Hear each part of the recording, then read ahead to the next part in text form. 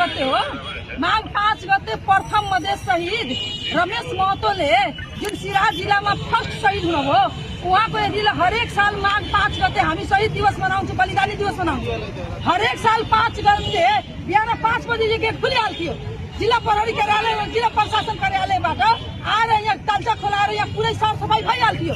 हामी बिहान 7 बजे आएर यहाँ माला अर्पण गर्थे।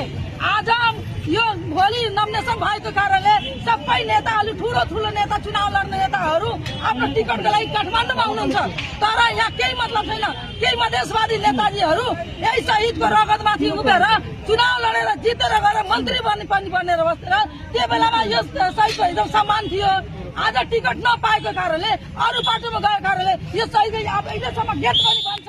महानगरपालिकाको नगर प्रमुखको हातमा यो चासो छ, नगरपालिकाको हातमा, तर अहिलेसम्म चासो पनि तालचा पनि फुटेको छैन। लास्टमा हामी नखोलेको कारणले हामी फुटाइरहेको छौँ।